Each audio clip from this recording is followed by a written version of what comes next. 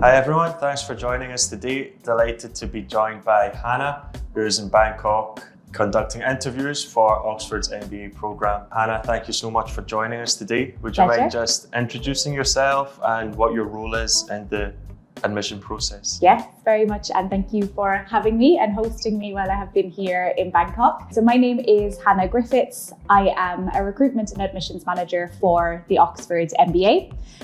So I've worked at Saïd Business School for just over 5 years. Prior to that, my experience has always been in education. I've worked in a variety of different settings, so the English language school industry, the independent school industry, and now higher education at the University of Oxford.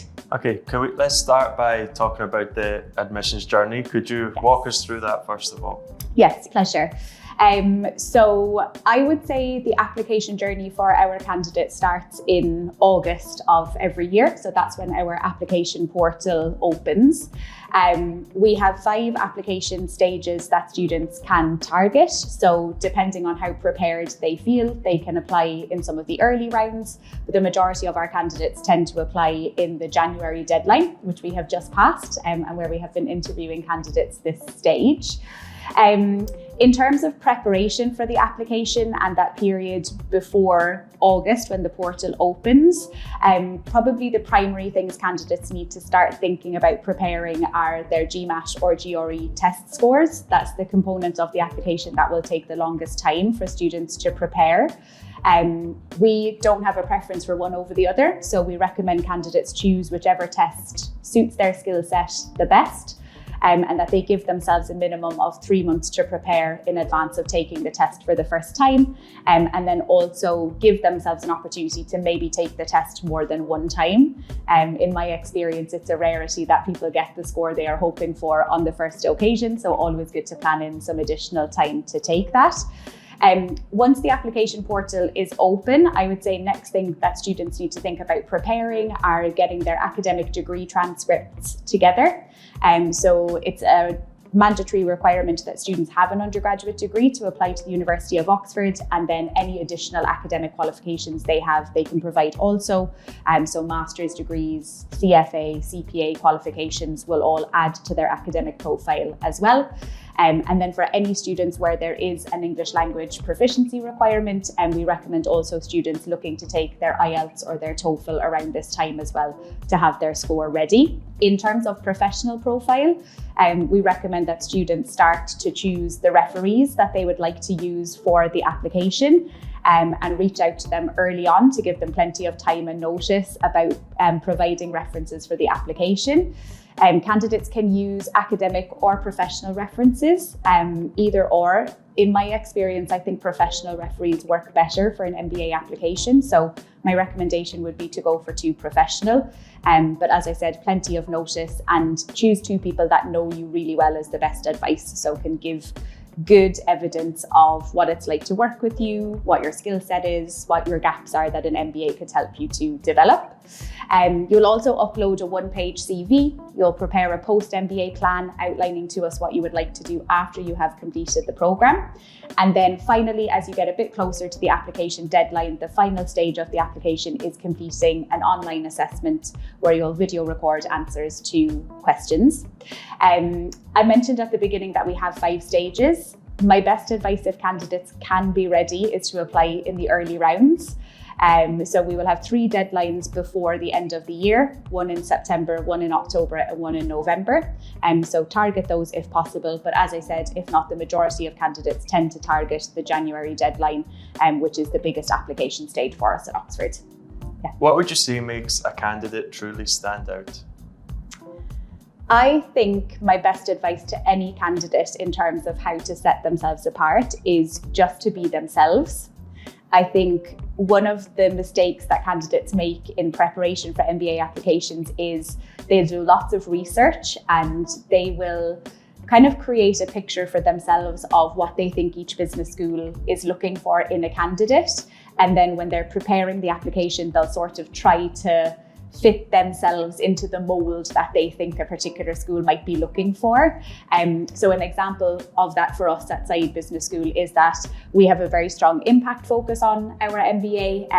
The school is very focused on the idea of impact from within and responsible business. But that means something very different to all of our different students. So it's not necessarily the case that a candidate has to demonstrate experience of social impact or a strong connection to impact in their profile. So I would say the best advice is just for a candidate to really be themselves, be very authentic in your application, and really have a think about the unique perspective that you could add to an MBA cohort if you were to join.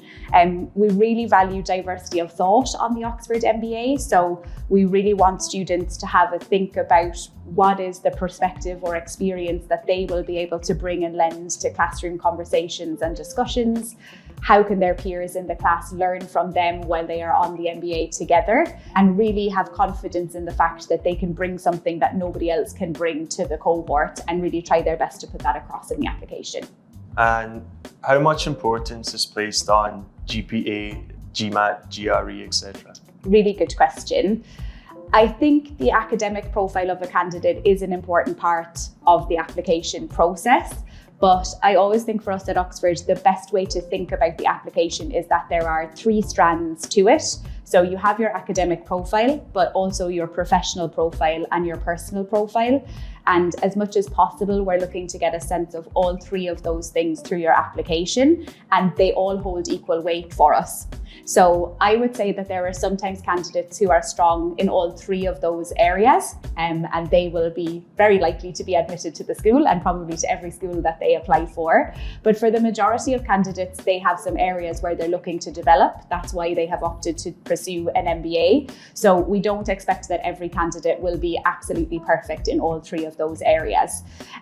So academics are important, absolutely. I think you want to demonstrate to the committee through your academic profile that you will be able to cope with the academic rigour of the MBA at Oxford. And obviously, being part of the University of Oxford, our programme is academically very challenging. So we want to make sure that students are ready for that and can take full advantage of that. But I would say if your GPA or your GMAT score is maybe a bit lower than the median or what you see on the website, that's not make or break for your application. The committee will look at your academic profile in relation to professional profile and personal profile as well.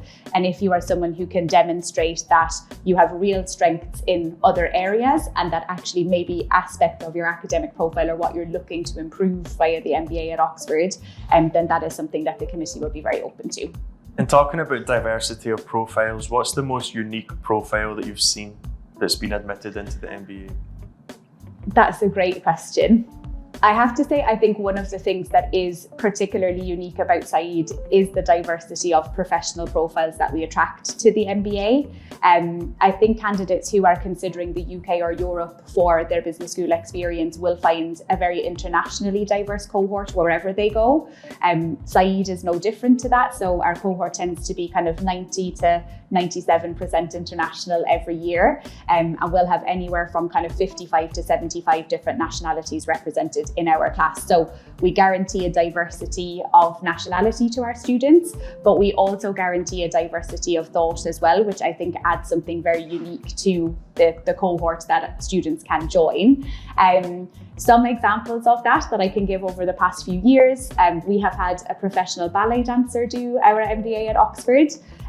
We have had a professional opera singer in our cohort over the past couple of years.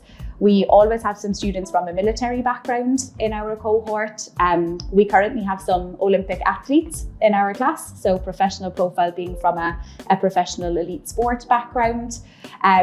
We always have some dentists, some doctors, so a really, really broad range. And for us, that, as I said, that's one of the real strengths of the programme. Because the MBA and the classroom experience is really focused on exploring the idea of responsible business, and really looking at that kind of intersection of business and society, getting our students to explore what is the role that business can play in having a positive impact on the world moving forward. we feel very strongly that you need to have lots of different perspectives represented in those conversations to make them valuable. So if we have too many students all coming from the same background, that sort of makes those classroom conversations less realistic and often less challenging for our students as well. So that's why we place such emphasis on making sure that we have as broad a range of professional profiles in our class every year as possible. So what would you say makes the Oxford MBA unique? Really great question. I think there's a number of things. I touched just there on the diversity of thought that we have within our class, which I do think is something that's unique to the MBA at Said, but I think there are a couple of other things that I would flag as well. The school's focus on impact is something that's very established. I think nowadays there are probably lots of other business schools and MBA programs that offer courses that have a focus on impact. Obviously ESG and CSR are things that are talked about much more openly and are given much higher priority in the corporate world. So it makes sense that business schools are now offering courses that are focused on those areas. And we see that students have a very keen interest in developing their knowledge and skills for those areas moving forward as well. But the impact initiative is something that has been established at Oxford right from the beginning of the business school. We are young in the business school landscape, so we're just about to turn 30 next year. So we are younger than a lot of other business schools, but that focus on impact and on ensuring that our programs are designed to create the next set of responsible business leaders who are going to really ensure that the corporate world is pushing forward and doing good through the work that it does is something that has been established right from the beginning of the business school's time. So I think for candidates who really are interested in an impact focus, in exploring the idea of responsible business, and who want to ensure that they are going to have an impact in their career moving forward, whatever that might look like, then Oxford does provide a unique place where they can really explore that through the MBA program. I guess the other thing I would flag, though I should preface it by saying it's not unique to Oxford because there is one other UK school that can offer a similar experience. I won't name them, but it will be obvious by my reply, is the college system. So obviously the Said Business School is not a standalone business school. We are embedded within the University of Oxford. So in addition to getting a rigorous and challenging MBA experience, students will also have the opportunity to be part of the world's #1 university via the college system that the university offers. So all of our students will belong to one of the colleges that makes up the University of Oxford, and that gives them access to a whole host of extra things, a separate network outside of the business school of students who are studying across all different disciplines, and really access to those kind of very traditional Oxfordian experiences that people will see online. So students in the very traditional sub-fusc outfits, their black and white gowns, taking examinations at the examination hall, attending formal dinners at their college dining halls, formal balls, all of those things that are very kind of traditional to the Oxford University experience. The students on the MBA get access to all of that world as well, which I do think adds an extra layer to their MBA experience. Great. I know a lot of our clients are interested about scholarships. Yes. Do you mind telling us maybe some of the main scholarships that are available and Yeah. also how people can apply for them and maybe maximize their chances of being granted one? Yeah, absolutely. Really great question. So we essentially have, I suppose, two streams that students can explore in terms of scholarship support for the Oxford MBA. The first batch of those scholarships are merit-based scholarships. So there's no additional element of application attached. Students apply for the MBA, and once they are admitted, they're automatically considered for those scholarships. They are partial in terms of funding, so they offer anywhere from maybe £20,000 up to £40,000 in terms of financial support. And honestly, the best thing students can do to give themselves a good opportunity with them is just make sure that your application is as strong as it possibly can be. I do think academic profile plays a bigger part in scholarship awards than potentially it does in admission. So I think if you are someone who's very keen on securing a merit-based scholarship, I would definitely pay attention to your GMAT or GRE score. Try to get that as competitive as you possibly can. And if you have a strong undergraduate degree score, that will definitely support in terms of scholarships as well. The other recommendation I would make in terms of the merit-based scholarships is applying early does also help. So if you are a candidate who can have your application ready in one of those first 3 rounds, it does give you an advantage in terms of being considered for those awards when more of the funds are available, because obviously they are reduced as we go through each of the stages. The second stream of scholarships then is the scholarships that we run in conjunction with some external partners and the wider University of Oxford as well. For the majority of those awards, there is an additional element of application attached. It's usually writing an extra essay and sometimes going on to have an interview as part of that process as well. I would say research about those scholarships is probably the key. Make sure that you have looked up exactly what the donors are looking for, and also that you are aware of the timeline. So for the majority of those scholarships, you need to submit your application at the same point that you submit your MBA application, even if the deadline for the scholarship is further down the line. So early research and planning definitely helps with those. They tend to be larger in terms of the financial support they offer. Some of them provide fully funded places to candidates. They are also a little bit more targeted in terms of the students they are looking to support. So some good examples of some of these kind of bigger scholarships are the Laidlaw scholarships that we offer at Oxford, which are a group of scholarships specifically looking to support women who are hoping to pursue an MBA and who are actively looking to support women who are involved in the women's piece and any initiatives in their professional or personal life to support other women. The SCOL scholarship is another great one for candidates to look at. It's a scholarship offered by the SCOL Centre for Social Entrepreneurship, which is embedded within the business school. They are looking to support social entrepreneurs and social intrapreneurs through the work that they are doing, and again provide fully funded places for our candidates. There is a very helpful scholarship search engine that you can access on the University of Oxford's website. Would really recommend that as a start point for anybody who's keen to learn more about scholarships. You input some very basic information about where you're from, the program you're thinking of pursuing, and it will generate for you a list of all of the scholarships that you're eligible either to apply for or to be considered for. So do some early research, and there's plenty of opportunities available. Okay, so could you tell us more about the side community, the Oxford community, specifically the extracurricular activities available to students? Yes, absolutely. I think that's one of the strongest aspects of our offer at Oxford. And again, the college system really comes into play there as well. So we will have a large range of co-curricular activities that our students can access via the business school. And these co-curriculars are really designed with a view to taking the theory that the students are covering in the classroom and then having the opportunity to apply them in a very practical way in these co-curricular courses that they can take. Some examples of some really popular ones with students are the Finance Lab, which is a wonderful opportunity for any students looking to accelerate their career or transition their career into the finance space. We have an Impact Lab that is run by the SCOL Centre for Social Entrepreneurship, again, looking to support any students who are really keen to have an impact-focused career post-MBA. The Oxford Seed Fund is an amazing opportunity for anybody interested in VC. So it's actually a VC fund that is run by students on the MBA every year, that candidates can apply to take a leadership role in, and essentially across the year will be making investments in startups that are pitching to them.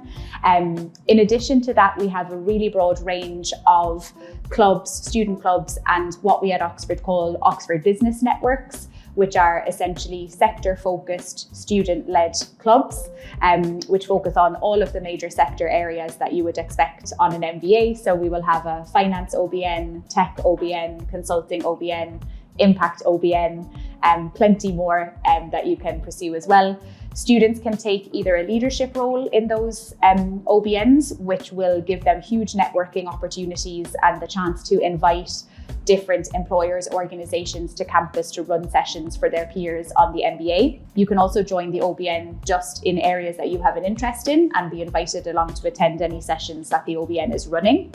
Student clubs, the range is absolutely crazy at Oxford. I think this year we have about 22 student clubs that students on the MBA can join. They range across a whole host of areas, from AI club to blockchain club to fintech club to media and entertainment club to morality and ethics in business club. So a very, very broad range. So the opportunity for students to explore whatever area they are interested in via that offer. Students then also have the opportunity to do extracurricular activities through their college. So if you are someone who is very sporty or want to join a society or are a keen debater, you have the opportunity to join the Oxford Union, or to play a sport, join a club through your college, which is again a really wonderful way to connect with other students studying different disciplines, but who are part of the same college as you. One thing that is very popular with students who come to Oxford is trying out very traditional Oxfordian sports like rowing, which they can sometimes then get turned off when they realise how cold it is in the winter and they have to get up very early, but a ton of opportunities to get involved in a whole host of different areas. So I think whether you are looking to spend your time outside of the classroom focused on your career outcomes, or if you're looking to strike a balance between that and also just having some downtime, some social time, connecting with people from your college, there is plenty of opportunities for you at Oxford to explore those things. Yeah, and Oxford as a place, probably slightly different to Bangkok. Yes, ever so slightly. Yeah, what's life like there, and how do students that come from places like Thailand adapt to life in Oxford? Yeah, it's a really great question. I think one of the real advantages that Oxford has as a location, it gives students the opportunity to live in quite a small but unique university city. So the university is everywhere within the city centre. So it's very much kind of like an academic bubble. It's very easy for our international students who arrive in Oxford because of the size of the city. So students usually find after a couple of weeks when they are wandering around the city centre, they see people who they know either from the business school or from their college, because the city centre is quite small. So it does quite easily become a bit of a home away from home for our students. But the big advantage that they have is that Oxford is actually very close to London. So for any of our students who are very keen to go to the capital, for example, if you're from Bangkok and you're used to a busier lifestyle with more offer of shops and restaurants, etc., than they might find in Oxford, you can get to London within under an hour from Oxford by train. The business school is really conveniently located, so the train station is right beside the business school, and obviously for recruitment opportunities as well, that's really valuable to our students, so they can spend the day at the business school and then very quickly jump on the train and be in London in under an hour. So I think it does really give students the best of both worlds. You can live in kind of a quiet, calm university city where it's easy to get to know people, easy to meet with friends and see your peers, but then also have the advantage of very easy access to the capital city as well if they need it. Can you provide some more information about the Career Development Centre? Yes, absolutely. Really important point, I think, because obviously career outcomes is a big motivator for lots of students when they come to do an MBA. So we have a dedicated career development centre within the business school. It's a big team. It's about 30 individuals total. They are divided into 4 sector-focused groups. So we have a finance team, consulting team, tech team, and then a team that look after what we call global industry careers, which is basically anything that doesn't fall within those 3. We also have a dedicated entrepreneurship centre within the business school. So for any of our students who are interested in the startup space after the programme, there's a centre that can support them. And we do have some individuals within our career development centre that work with students who are interested in impact careers after the MBA. The career offer in terms of support at Oxford is actually longer than the duration of the programme. So the MBA at Oxford is obviously 1 year full time, but the career support starts 3 months before students begin on the programme, and then it runs for another 6 months out the other side. So the work our students do with the career team is about 21 months total. Even though I know a lot of my colleagues in the Career Development Centre would say it's actually lifelong, they have very strong connections with our alumni network and keep in good contact with them. So early onboarding in the 3 months in advance, really important on a 1 year MBA, because everything happens very quickly in terms of the curriculum, but also in terms of careers events. So strongly recommend engaging with the careers team in that 3 months in advance of starting on the MBA. Once you are on the program, they do a lot of work with students across the academic year, from individual career coaching sessions where they will help students to identify exactly what it is they might want to do afterwards, helping them identify their transferable skills, helping them prepare for interviews and internship applications, all of those different bits and pieces. They also do lots of employer engagement as well. And so a big part of their work is bringing different employers to campus for networking opportunities, running workshops, etc. And just making sure that our students have a lot of exposure to the different career outcomes that are available to them after the program as well.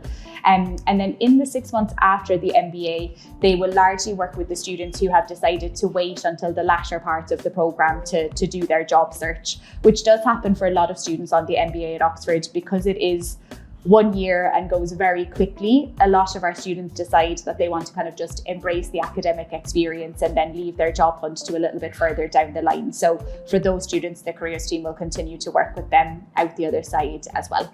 Yeah, and does that extend to internships? I mean, is that something students can do as part of the program, and do you support them? Yes, absolutely. So there is the option on the 1 year MBA to do an internship for credit. It happens right at the end. So in the summer semester on the MBA, you will have a number of options for what you can do. You can do some additional electives, you can do a strategic consulting project, or you can do an internship at that point. Very popular option for anybody who is looking to make a career pivot and wanting to gain some kind of hands-on experience in a particular industry. But often for a lot of our students, and for a lot of our Thai students in particular, their intention is to come back to Thailand after they graduate from the program. But the internship can still be an amazing opportunity for them to gain some global exposure experience within a UK or European-based firm that they can then take the experience back with them when they come back here afterwards. So plenty of support available in terms of securing the internships via both the MBA program team, but our Career Development Centre also. I would really recommend if students come to the program and they have an idea of the industry that they would like to do an internship in, speak to the Career Development Centre about that as early on in the MBA as you can. They will then be able to leverage the networks that they have to maybe get you connected with the organisations that you might want to target. The responsibility for securing the internship ultimately lies with the student themselves, but there's plenty of opportunity and support available from Career Development Centre as well. Okay, for the final part of the interview, we're going to have a rapid fire, which will be true or false answers, although we might let you expand on them a little bit. Thank you. Number 1, a high GMAT score guarantees admission. False, definitely false. I would say if you have a very strong GMAT score, but we feel that either professionally or personally you are not a good fit for the program, then we still would not admit that student. Next one, work experience in a big name company is preferable. False. I think it can be advantageous, but I think it's more important to emphasize what you have done in your career to date, as opposed to being dependent just on the organization that you are part of. So candidates who can demonstrate clear progression, leadership opportunities, or international exposure, regardless of the organization that they work in, have a very, very good shot of putting a strong professional profile forward. Okay.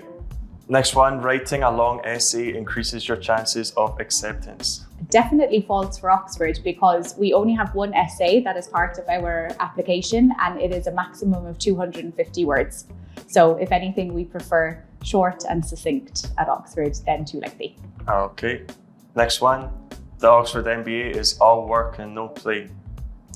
Also categorically false. I would say it depends on the student that you speak to. But I think, as I described earlier, we have a very, very good balance of academics, co-curriculars, and then extracurriculars that students can engage in as well. And students are really encouraged to explore whatever it is they are looking to get from the program. But if you are a social animal, then you will absolutely have the opportunity to explore that at Oxford as well. Sounds great. Last but not least, if you could describe the ideal Oxford MBA candidate in 3 words, what 3 words would you use? Hard-hitting final question. I would say curious, collaborative, and authentic. Well, there you have it, folks. If that sounds like you, maybe you should consider the Oxford MBA program. But that's all for us for now. I want to say a massive thank you to Hannah for joining us today in Bangkok. And Hannah, do you have an email address maybe you could share with the audience if you need any more questions? Yes, absolutely. And encourage everybody to connect with me on LinkedIn as well if they would like to. So my email address for anybody who would like to reach out is hannah.griffiths@sbs.ox.ac.uk.